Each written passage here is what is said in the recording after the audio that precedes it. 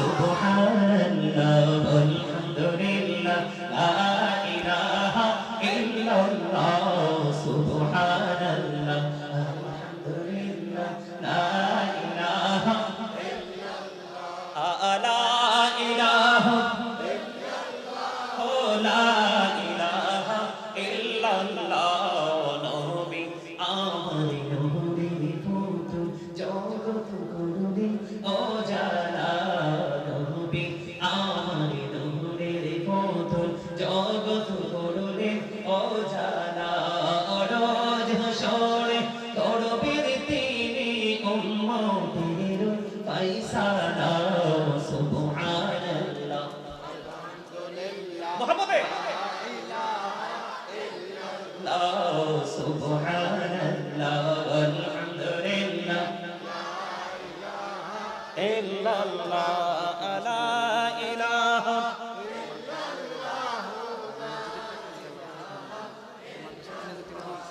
সুবহানাল্লাহ আলহামদুলিল্লাহ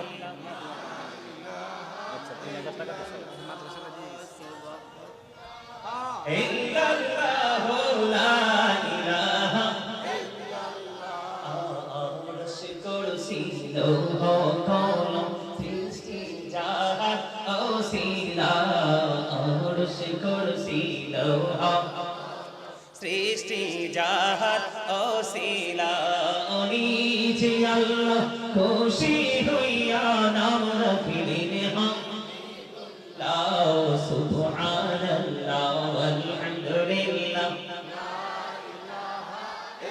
লা ইলাহা ইল্লাল্লাহ মুহাম্মাদুর রাসূলুল্লাহ সাল্লাল্লাহু আলাইহি ওয়াসাল্লাম জোরে জোরে বলুন না আলহামদুলিল্লাহ জিকির করতে পেরে ভালো লাগছে কিনা আর জোরে বলেন ভালো লাগছে কিনা ইয়া রাসূলুল্লাহ ইয়া হাবিবাল্লাহ নবী নবী গো জানতে বড় মনে চাই গো কখন গেলে তাদের তৃষ্ণা মিটবে আমার নবী বলল পাগল তোমরা সবাই মিলে শুনে রাখো তাদের তৃষ্ণা মিটবে ওই জান্নাতে যাওয়ার পরে এতেই বোঝা যায় আল্লাহ রাসূল বলেছেন আল্লাহর হাবিবের জবান দ্বারা বোঝা যায় যারা সত্যিকারের কোরআনে হবে যারা সত্যিকারের আলেম তাদের ঠিকানা সুনিশ্চিতভাবে বলতে পারি তাদের ঠিকানা হলো ওই জান্নাত সুবহানাল্লাহ কারণ আমার রাসূল বলেছে তাদের তৃষ্ণা দুনিয়ায় মিটবে না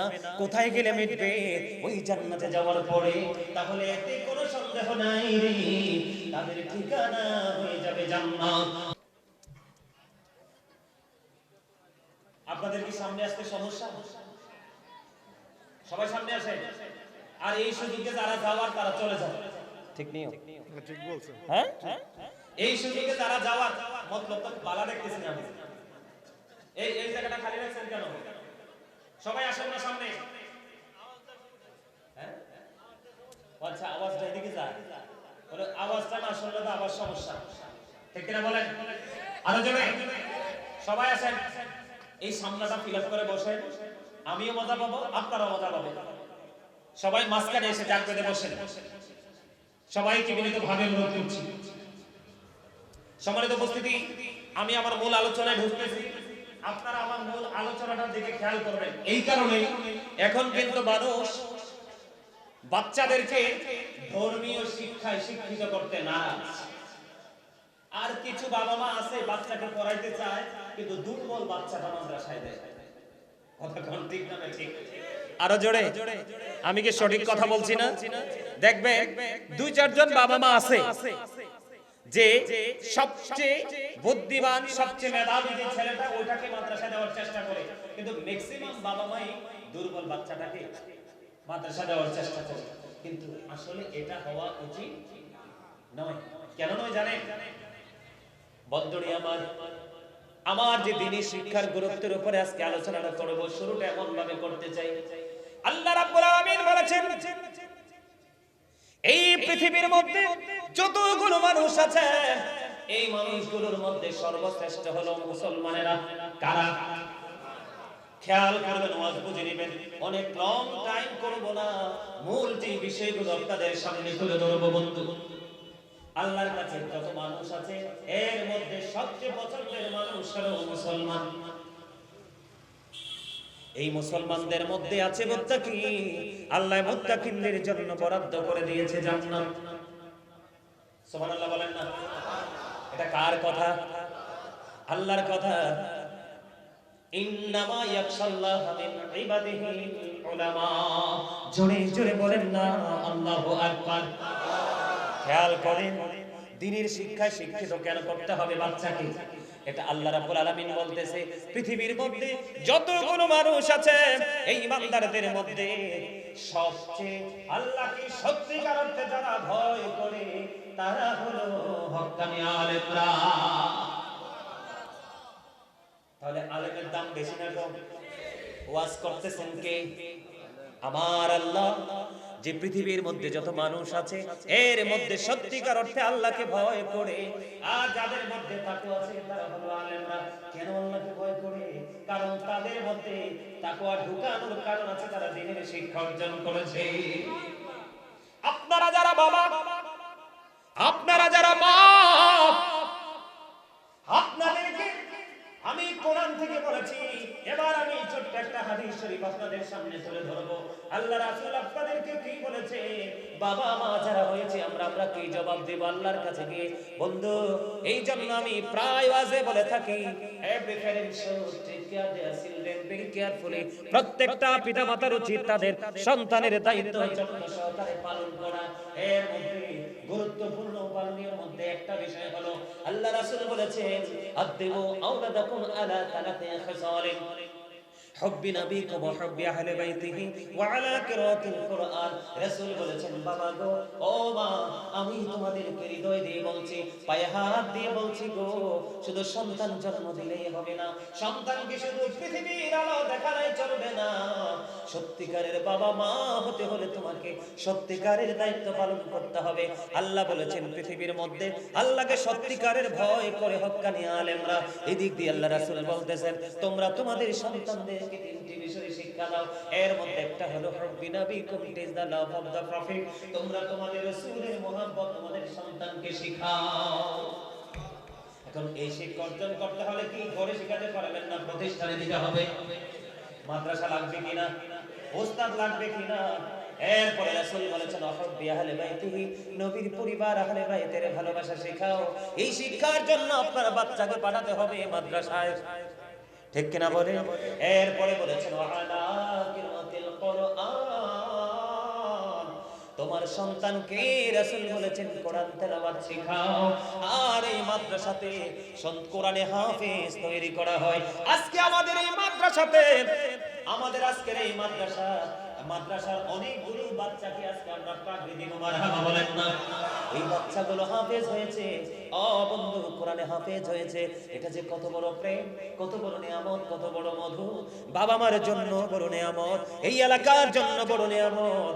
কারণ কাল হাসরের ময়দানে ওই কোরআনে হাফেজের বাবা মা, কোরআনে হাফেজের বাবা মাকে এত নুরানি নূরের টুপি তাদের মাথার মধ্যে পরিয়ে দেওয়া হবে, যেই টুপিটার গ্লেজ, যেই টুপিটার নূর, যেই টুপিটার আলো সূর্যের আলোর চাইতেও বন্ধু অনেক বেশি গ্লেজে হবে। যেই টুপির গ্লেজের কাছে সূর্যের কিরণ পর্যন্ত হার মেনে যাবে। জোরে জোরে বলেন না সুবহানাল্লাহ। কোরআনে হাফেজ তৈরি করার কারখানা হলো আমাদের এই সিরাজুল মুনিরা মাদ্রাসা, ঠিক কিনা বলেন? বন্ধুরা আমার, আমি আপনাদেরকে বলে দিতে চাই, আল্লাহর হাবিব সরকারে মদিনা তিনি বলেছে, ও মহিষমারা মিয়ার বাজারের মানুষ, আমার ভাই, আমার বাবা গো, আমি আমার মা বোনদেরকে বলছি গো, হৃদয় খুলে শোনো। আজকে কিছু সময়ের জন্য তুমি তোমার কাজকে থামিয়ে দাও, কিছু সময়ের জন্য দুনিয়ার কাজকে বর্জন করে নাও, একটুখানি স্টপ করিয়ে নাও। তার কারণ হলো প্রতিদিন এই মাহফিল হবে না, ঠিক কিনা বলেন? আমার রাসূল বলে দিয়েছে, কাল হাসরের ময়দানে ও বন্ধু, কোরআনে হাফেজেরা কোরআন তেলাওয়াত করবে। কোরআন তেলাওয়াত করতে করতে তারা তাদের গন্তব্যের দিকে রওনা দিবে। যেখানে গিয়ে তাদের কোরআন তেলাওয়াত থেমে যাবে, সেটাই হবে তাদের ঠিকানা। ও বন্ধু, আর ওই ঠিকানা হলো জান্নাত। সত্যিকারের একজন কোরআনে হাফেজ, সত্যিকারের একজন কোরআনে হাফেজ, যিনি ঈমান আকীদা ঠিক রেখে হাফেজ হয়েছে, আকীদা ছাড়া হাফেজের কিন্তু বাংলাদেশে অভাব নাই।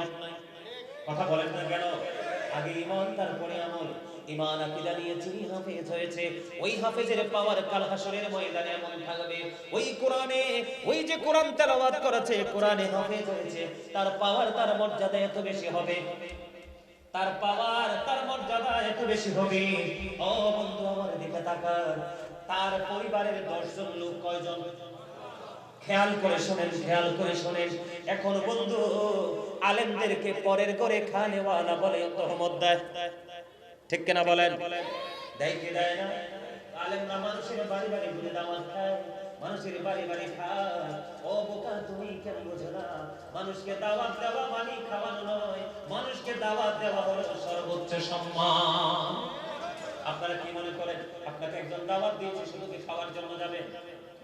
দাওয়াত দেয়া, কেউ কাউকে ইনভাইট করা কি শুধু খাওয়া না সম্মান? আর জোরে বলে বন্ধুরি আমার, আমার রাসূল জানিয়ে দিয়েছে একজন কোরআনে হাফেজ, সত্যিকারের হাফেজের পরিবারের 10 জন মানুষ জাহান্নামী হয়ে গেছে, টোটালি তাদের জন্য জাহান্নাম বরাদ্দ হয়ে গেছে। আমার রাসূল জানিয়ে দিয়েছে।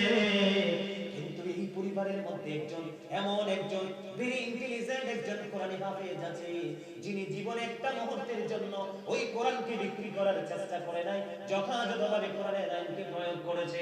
ওই রকম একজন হাফেজ ওই পরিবারের মধ্যে জন্মগ্রহণ করেছে, যেই পরিবারের 10 জন লোকের অলরেডি জাহান্নাম বরাদ্দ হয়ে গেছে। ওই হাফেজ তাদের জাহান্নামে চলে যাওয়াটা বন্ধ বরাদ্দ হয়ে গেল।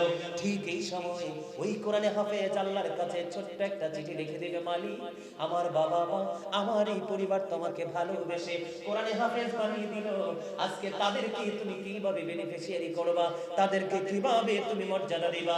আমার আল্লাহ ওই কোরআনে হাফেজ আল্লাহ রাব্বুল আলামিনের দরবারে দরখাস্ত করতে দেরি রে, ওই 10 জনের জন্য সাথে সাথে বরাদ্দ দিয়ে দিবে জান্নাত। কাঙ্ক্ষিত সুবহানাল্লাহ এখনো পাইনি। মজা হয় না? ওয়াজ কি মজা লাগে না, নাকি অন্য বিষয়ের উপর আলোচনা করব? এই বিষয় কি চেঞ্জ করব? আপনাদের পছন্দের কোনো বিষয় থাকলে বলেন, আমি ইনশাআল্লাহ পারব, কোনো সমস্যা নেই। আপনাদের আলোচনা কি ভালো লাগে না? সবার লাগবে? লাগে? আলহামদুলিল্লাহ বলেন। আরো জোরে আলহামদুলিল্লাহ বলতে বুঝি কৃপণতা করা লাগে? All praise is to Allah, সমস্ত প্রশংসা আল্লাহর জন্য। Love for Allah and hate for Allah, ভালোবাসাও আল্লাহর জন্য, ঘৃণাও। আজকে আমরা এই জায়গাটাকে ভালোবাসি কার জন্য? আল্লাহর জন্য। আল্লাহর জন্যই তো। তাহলে সুবহানাল্লাহ আলহামদুলিল্লাহ বলতে কৃপণতা করা যাবে? আওয়াজ দিয়ে বলতে হবে, বলতে হবে তো জি বন্ধু। তাহলে কোরআনে হাফেজ বানানোর দরকার আছে না নাই? আমার ছাত্র, আপনাদের এই মাদ্রাসার প্রধান শিক্ষক, আমার ছাত্র এবং আমার ভাতিজা হাফেজ কাউসার, সে আমাকে বলেছে হুজুর এই মহিষমারা গ্রামের মানুষ আমার এই মাদ্রাসার জন্য কি পরিমাণ সমর্থন, কি পরিমাণ পরিশ্রম করে আপনি কল্পনা করতে পারবেন না। আমার ওই ভালোবাসা নিয়ে আমি আপনাদেরকে বলে দিই বন্ধু, আপনি হাফেজের বাবা হতে পারলেন না, একজন আলেমের বাবা হতে পারলেন না, আত্মীয় হতে পারলেন না, শ্বশুর হতে পারলেন না, ভাই হতে পারলেন না, কোনো কিছু আপনি হতে পারলেন না। আপনার জীবনে শুধু উপার্জিত হালাল টাকা থেকে কিছু কিছু টাকা আপনি মাদ্রাসার মধ্যে দিয়েছেন। এই মাদ্রাসাটার মধ্যে অনেকগুলো সোনালী পাখি আল্লাহ রাসূলের প্রেমে পড়ে কোরআন হাদিসের আইন শিখতেছে, ঠিক কিনা বলেন? আমার মন চেয়েছে আমি তাদেরকে একটা বেলা খাবার খাইয়ে দিব, একটা পোশাক আমি তাদেরকে পরিয়ে দিব, তারা কোরআনে হাফেজ হবে, আলেম হবে, আমাদের মতো হয়ে মানুষের কাছে কোরআনের বাণী পৌঁছে দেবে। ও বন্ধু, যদি আপনি এই কাজটাও যদি করতে পারেন, এই কাজটাও যদি করতে পারেন, সদকায়ে জারিয়ার মধ্যে আপনি অন্তর্ভুক্ত হয়ে যাবেন। কারণ আপনার অর্থায়নে একটা মাদ্রাসা চলেছে, অসংখ্য বাচ্চা কোরআনে হাফেজ হয়েছে। ও বন্ধু, বিশ্বাস করেন ওই বাচ্চা যতদিন পর্যন্ত দুনিয়ার বুকে থাকবে আপনি চলে যাবেন, ওই বাচ্চার এখান থেকে পার্সেন্টেজ অনুযায়ী আপনার আমলনামায় কন্টিনিউ সওয়াব কবরে যেতে থাকবে। পৃথিবীর কারো কোনো সুপারিশ লাগবে না। আওয়াজ করে বলেন না সুবহানাল্লাহ, আর জোরে বলেন না সুবহানাল্লাহ। আমার রাসূল বলে দিয়ে দিয়েছেন দ্বীনের শিক্ষা অর্জন করার জন্য। আপনি যখন রাস্তা অতিক্রম করবেন, যেমন আজকে আপনারাও কিন্তু একটা ক্লাসে বসেছেন, এটা ক্লাস কিনা বলেন? এই জান্নাতের বাগানের চারপাশে আজকে রহমতের ফেরেশতারা বেষ্টনী দিয়ে ফেলেছে। বিশেষ করে আজকের এই মাহফিল থেকে সবচেয়ে বেশি সওয়াবের অধিকারী হবে যুবকেরা। আমার সুবহানাল্লাহ বলেন না কেন? বলেন। জিবরাইল বলল, বৃষ্টির ফোঁটা গোনা আমার পক্ষে সম্ভব, কিন্তু যৌবনকালের আমল গোনা আমার পক্ষে সম্ভব না। কারণ বৃদ্ধ বয়সের চাইতে যৌবনকালের আমল আমার আল্লাহর কাছে সবচেয়ে বেশি পছন্দের। ওই যে যুবকেরা আল্লাহ এবং আল্লাহ রাসূলের আহলে বাইতের সাথে প্রেমের ডুরি লাগাইয়া দ্বীনের চর্চা, দ্বীনের শিক্ষা অর্জনের মধ্যে দুনিয়ার কাজের ফাঁকে ফাঁকে নিজেকে নিয়োজিত রাখবে, তাদের লিডার হয়ে যাবে ইমাম হাসান হুসাইন, দুই ভাই জান্নাতে। আমার কথা নয়, আমার রাসূল বলে দিয়েছেন আল হাসান ওয়াল হুসাইন সাইয়্যিদ শাবাবি আহলিল জান্নাহ। আমার রাসূল বলে দিয়েছে ইমাম হাসান এন্ড হুসাইন আর the leader of younger people in Jannah. ও যুবক বন্ধুরা, ও মহিষপাড়ার আমার যুবক বন্ধুরা, সবাইকে বলছি হৃদয় খুলে শোনো। কিছু সময়ের মধ্যে আমার এই আলোচনাটা শেষ হয়ে যাবে, মাহফিলটা শেষ হয়ে যাবে। আগামী 1 বছর আসার আগে অনেকেই পৃথিবী থেকে বিদায় হয়ে যাবে। আজকের এই মাহফিল প্রাণ উজাড় করে শুনেছো, মৃত্যুর আগের দিন পর্যন্ত আমল করেছো। আমার আল্লাহ বলেছে ওয়াবতাগু ইলাইহিল ওসিলা, তোমাকে সেই ওসিলায় আল্লাহ তোমাকে পার করে দিবে। কারণ আমার আল্লাহ চায় না, আমার আল্লাহ চায় না বান্দা কষ্ট পাক, আমার আল্লাহ চায় না বান্দা জাহান্নামে যাক, কিন্তু বান্দা নিজের অপরাধের দায়ে নিজেকে জাহান্নামে যেতে হয়। বন্ধুরা আমার, আমি যেটা আপনাদেরকে বলতে চেয়েছিলাম, আমার দিকে তাকান। তাহলে আপনার আপন স্বজন কেউ আলেম নাই, আপনি কিন্তু আলেমের জন্য সহযোগিতা করেছেন, তাহলে আপনিও নিয়ামতের অধিকারী। ঠিক কিনা বলেন? এটা আমার বানানো কথা নয়, আল্লাহ রাসূল বলেছে। খেয়াল করেন, অত্যন্ত গুরুত্বপূর্ণ হাদিস। আমার আপনার প্রাণের নবী তিনি বলেছেন, তুমি যখন দ্বীনের শিক্ষা অর্জন করার জন্য যত রাস্তা তুমি অতিক্রম করবে, জান্নাত তোমার তত কাছে চলে আসবে। আপনি যদি এই যে আমি আপনাদেরকে বলে দেই, আমাদের দেশে মুরব্বীদের এখনো পর্যন্ত একটা অভ্যাস আছে, যতই কষ্ট হোক, যেখানে মাহফিল হোক, কিছু শিখার জন্য মাহফিলে চলে যায়। যায় কি যায় না? আপনি শিক্ষা প্রতিষ্ঠানে যান অথবা আলেম ওলামাদের জলসায় রীতিমতো আসেন, দ্বীনের শিক্ষা নিয়ে আমল করেন। ওই পথ চলার সময় যদি আপনার মৃত্যু হয়, আপনি শহীদি মর্যাদা পেয়ে যাবেন। সুবহানাল্লাহ বলেন না? আর জোরে বলেন না সুবহানাল্লাহ। আমার রাসূল বলেছে, পৃথিবীতে মানুষ দুই ধরনের মানুষের তৃষ্ণা কোনোদিন মিটে না। কয় ধরনের? হাত তুলে দেখান না একটু, কয় ধরনের? আমার রাসূল বলেছে, পৃথিবীতে দুই ধরনের মানুষের পিপাসা কোনোদিন মিটে না। ইয়া রাসূলুল্লাহ, ইয়া হাবিবাল্লাহ, নবী গো, এই দুই ধরনের মানুষ কোন ধরনের মানুষ? আমার রাসূল বলল, পৃথিবীর বুকে দুই ধরনের মানুষের তৃষ্ণা কোনোদিন বন্ধ হবে না, ওই দুই ধরনের মানুষের তৃষ্ণা কোনোদিন মিটবে না। ইয়া রাসূলুল্লাহ, ইয়া হাবিবাল্লাহ, নবী গো, এই দুই ধরনের মানুষকে আমরা জানতে চাই, চিনতে চাই। আমার নবীজি বললেন, একটা হলো দুনিয়ালোভী মানুষ। আমি তো আপনাদের তুলনায় ছেলে না, এখনো আমার চুল্লি দাঁড়িয়ে কাঁচা কথা করি, বয়সে থাকে না, পাকছে টেনশন, পরিশ্রমে। বুঝতে পারছে? এই মেম্বার সব কন্যা কি লিখে কথা কন। দুনিয়া লোভী মানুষের কি দূর পৃথিবীটা পাইলেও কি তার স্বাদ মিটে? কথা বলেন। এটা আমার কথা নয়, রাসূলের কথা। অবিশ্বাস করতে পারবেন? করলে ঈমান থাকবে। Hazrat Muhammad sallallahu alaihi wasallam was born in a country.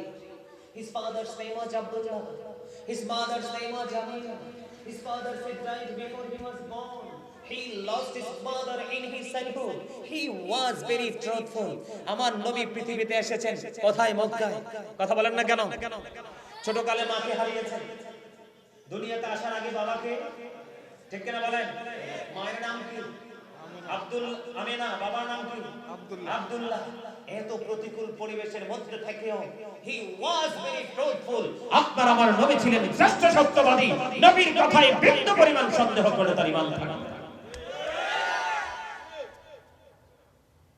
সেই রাসূল বলেছেন, দুই ধরনের মানুষের তৃষ্ণা কোনোদিন মিটে না। একটা হলো দুনিয়া লোভী মানুষ, আপনি তাকে যতই দিবেন পেট ভরবে না, আপনি যাকে যতই খাওয়াবেন সন্তুষ্ট হবে না, আপনি যাকে যতই দিতে থাকবেন তার পেট ভরবে না। আল্লাহর হাবিব বললেন, ও দুনিয়ার মানুষ, হৃদয় খুলে শোনো, দুনিয়ার লোভী মানুষের যেমনি ভাবে গোটা দুনিয়া দিয়ে দিল তার তৃষ্ণা মিটে না, তার স্বাদ মিটে না, ঠিক তেমনি ভাবে আল্লাহ নবী পাগল যারা তারা বন্ধু শিক্ষা অর্জন করতে থাকবে, দ্বীনের শিক্ষা অর্জন করতেই থাকবে, কিতাব অর্জন করতেই থাকবে, কোরআন তেলাওয়াত করতেই থাকবে, তাদের তৃষ্ণা কোনোদিন মিটবে না কখনো। ইয়া রাসূলুল্লাহ, ইয়া হাবিবাল্লাহ, নবী গো, আমার জানতে বড় মনে চাই গো নবী, তাদের তৃষ্ণাটা কোথায় গেলে মিটবে? আমার রাসূল বললেন, তাদের তৃষ্ণাটা মিটবে ওই জান্নাতে যাওয়ার পরে। জোরে জোরে বলুন না সুবহানাল্লাহ, আর জোরে বলেন না সুবহানাল্লাহ। সুবহানাল্লাহ আলহামদুলিল্লাহ লা ইলাহা ইল্লাল্লাহ, সুবহানাল্লাহ আলহামদুলিল্লাহ লা ইলাহা লা ইলাহা লা ইলাহা ইল্লাল্লাহ, নবী আমার নূরের পুতুল জগৎ করুণে ও জালা, নবী আমার নূরের পুতুল জগৎ করুণে ও জালা, রোজ হাসরে করবেন তিনি উম্মতের ফায়সালা। সুবহানাল্লাহ মুহাম্মদে সুবহানাল্লাহ আলহামদুলিল্লাহ ইল্লাল্লাহ লা ইলাহা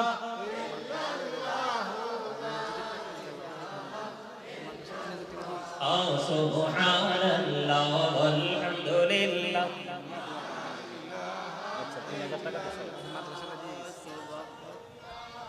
ইল্লাল্লাহ লা ইলাহা আরশ কুরসি লৌহ কলম সৃষ্টি জাহান ওসিলা, আরশ কুরসি লৌহ সৃষ্টি জাহান ওসিলা, নিজে আল্লাহ খুশি হইয়া নাম রাখিলেন হামদুলিল্লাহ। সুবহানাল্লাহ আলহামদুলিল্লাহ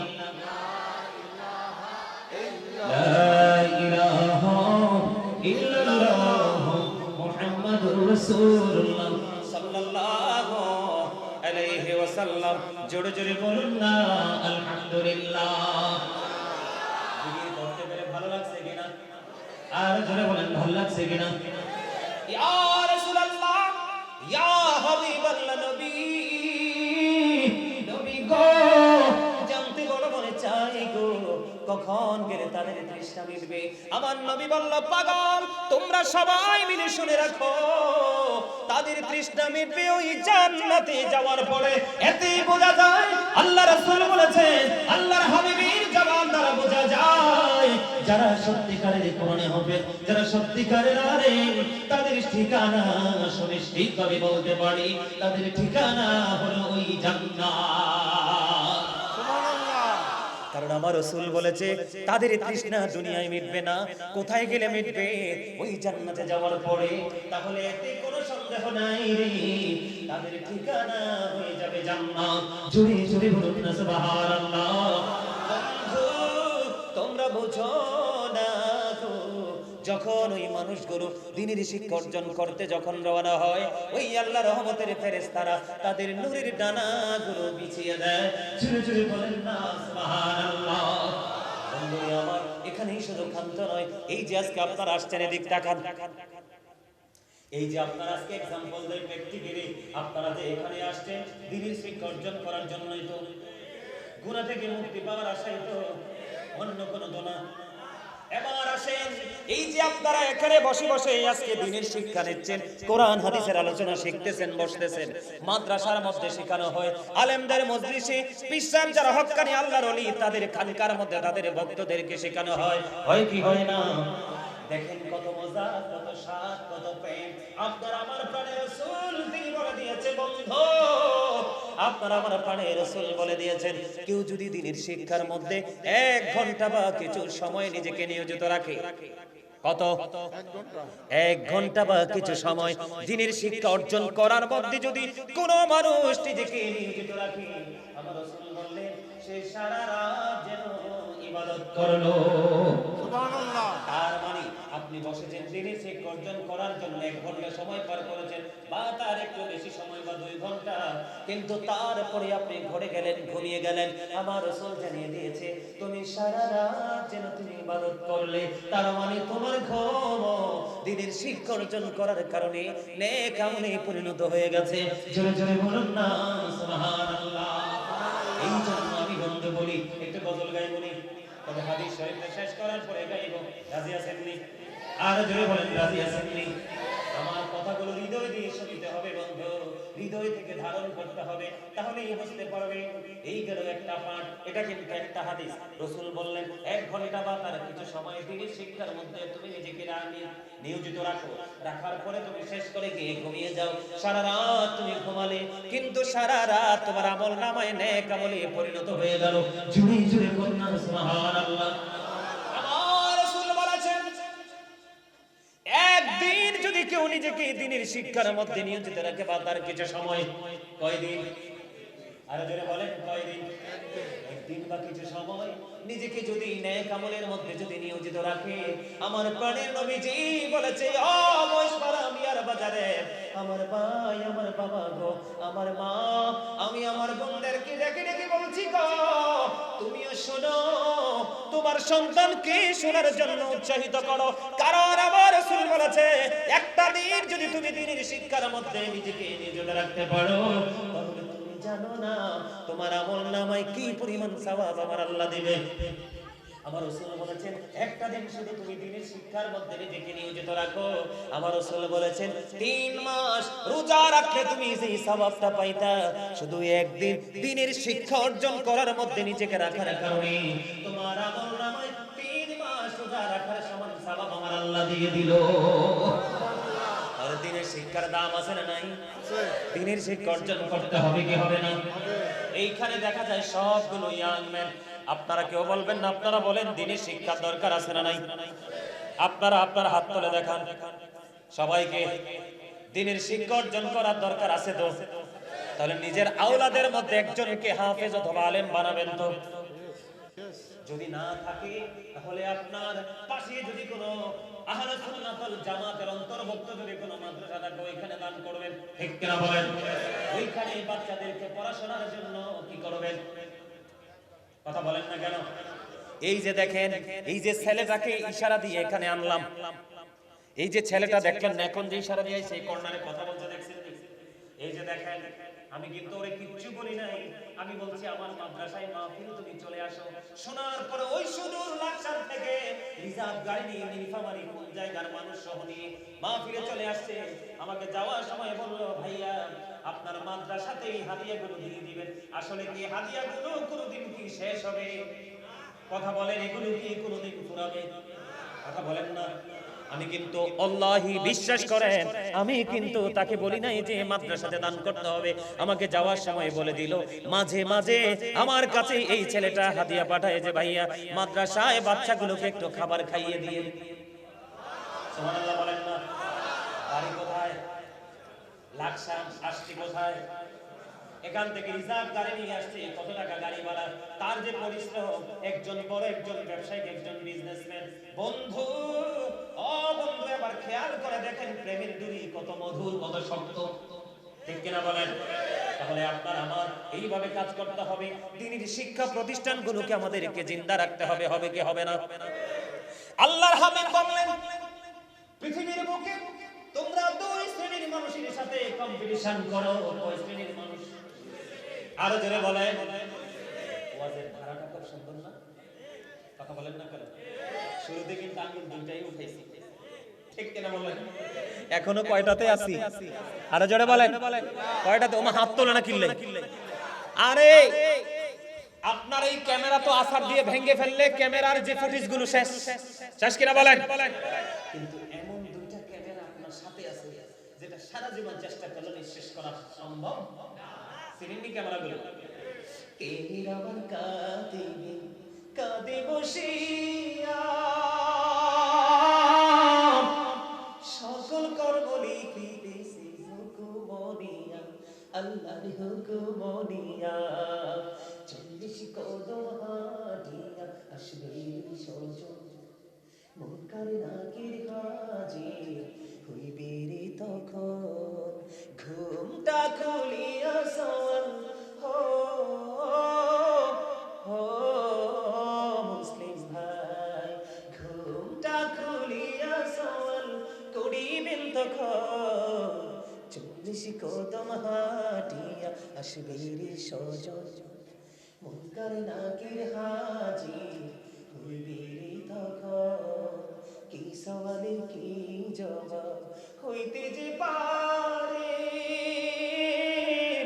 সময় থাকিতে ও জানিও তারে ও জানিও তারে 40 কদম হাঁটিয়া আসবে রে সজন মুনকার নাকির হাজির হইবে রে তখন ঠিক কিনা বলেন।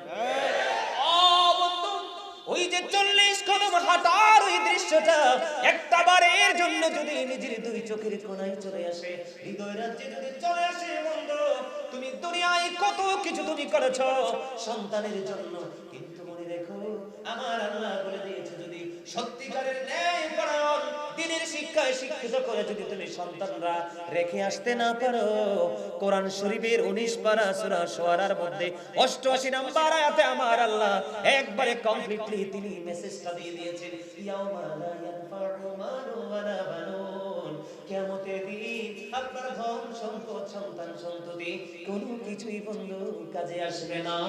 ও মহিষমারা মিয়ার বাজারের আমার ভাই আমার বাবা গো ওই যে বলেছি 40 কদম হেঁটে হেঁটে তোমাকে এই কবরে রেখে সবাই আপন আপন ঘরে চলে যাবে তোমার সম্পদ দিয়ে ভাগাভাগি শুরু হয়ে যাবে এই জন্য তোমার কথা কেউ মনে রাখবে না তোমার জন্য কেউ হাদিয়া পাঠাবে না।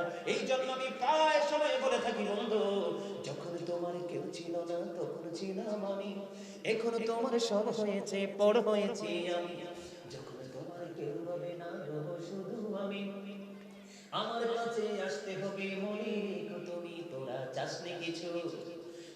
চাসনি কিছু কারোর কাছে খোদার মদদ ছাড়া অন্যের ওপর ভরসা ছেড়ে নিজের পায়ে দাঁড়া। বুঝতে পারছেন কিছু আরো জোরে বলেন আমার বানানো কথা নয় মিনহা খলাকনাকুম ওয়া ফিহা নুঈদুকুম ওয়া মিনহা নুখরিজুকুম তারাতান উখরা অস্বীকার করার সুযোগ আছে না। ও বন্ধু এই জন্য তোমাদেরকে বলে দিতে চাই আমার রাসূল বললেন পৃথিবীর বুকে তোমরা দুই শ্রেণীর মানুষের সাথে কম্পিটিশন করো ইয়া রাসূলুল্লাহ ইয়া হাবিবাল্লাহ নবী গো এই দুই শ্রেণীর মানুষ কে গো তাদেরকে একটু জেনে রাখা প্রয়োজন। আমার রাসূল বললেন পৃথিবীর বুকে যে দানবীর গুলো আছে কি আছে পৃথিবীর বুকে যে দানবীর গুলো আছে তোমরা দানবীরদের সাথে কম্পিটিশন করো। বলে হুজুর কেমন করে করব? তোমরা আল্লাহকে বলে দাও আল্লাহ গো আমার তো ধন সম্পদ কোনো কিছু নেই আমাকে তুমি এমন দৌলত তুমি আমাকে দান করো আমার সমাজের ওই ব্যক্তিটা তোমার সন্তুষ্টির জন্য প্রাণ উজাড় করে দান সাদাকা করতেছে আমি যেন তার মতো তোমার সন্তুষ্টির জন্য দান করতে পারি। হুজুর দ্বিতীয় আরেকজন কে গো?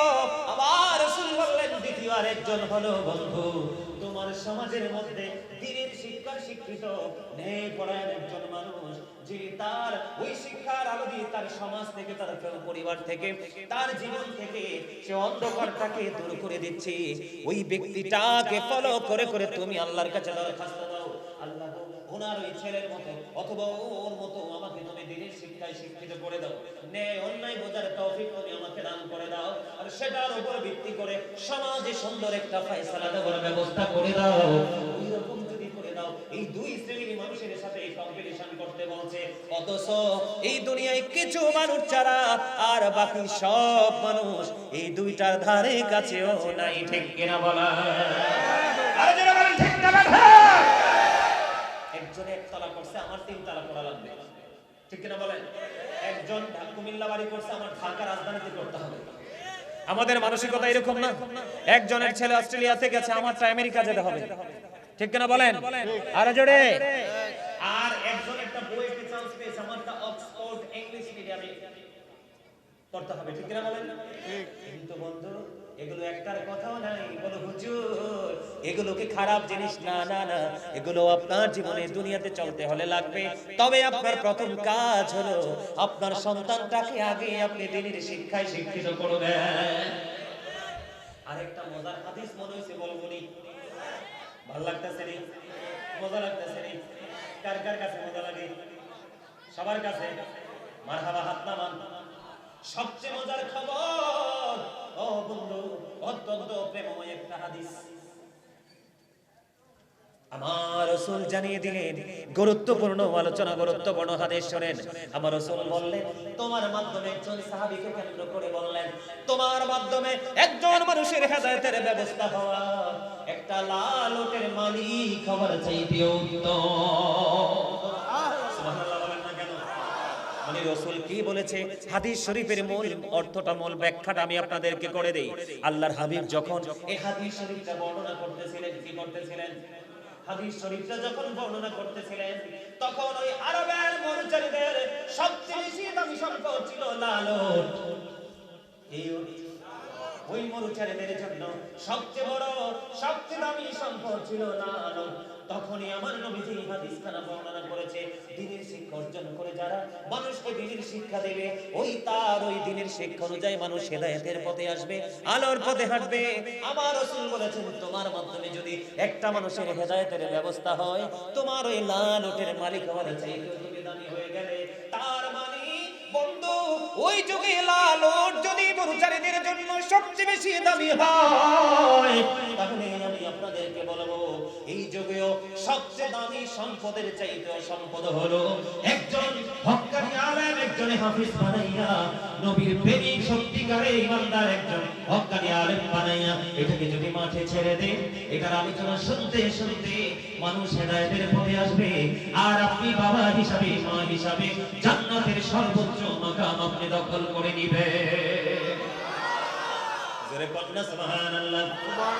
এই জন্য আমি একটু আগে বলেছিলাম একটা গজল কি গাইবো। আমার গজলের কথাগুলো একটু খেয়াল করবেন। ইসলাম কি জানতে চাইলে উত্তর হবে কি, মুসলিম নামে এই কথাটি কয়জন ভেবেছি, হায়রে কয়জন ভেবেছি। ইসলাম কি জানতে চাইলে উত্তর হবে কি, মুসলিম নামে এই কথাটি কয়জন ভেবেছি, হায়রে কয়জন ভেবেছি। আল্লাহর ইচ্ছা বান্দার প্রতি অর্জন কর নবীর খুশি, আল্লাহর ইচ্ছা বান্দার প্রতি অর্জন কর নবীর খুশি। নবীর প্রেমে গুনাহ মাফের খবর শুনেছি, মুসলিম নামে এই কথাটি কয়জন ভেবেছি, হায়রে কয়জন ভেবেছি। আল্লাহর ইচ্ছায় কাজ কর, রাসূল প্রেমিক মুর্শিদ ধরো, আল্লাহর ইচ্ছায় কাজ করো, রাসূল প্রেমিক মুর্শিদ ধরো। জাহানের সুখের ভান্ডার তোমায় দিয়েছি, মুসলিম নামে এই কথাটি কয়জন ভেবেছি, হায়রে কয়জন ভেবেছি।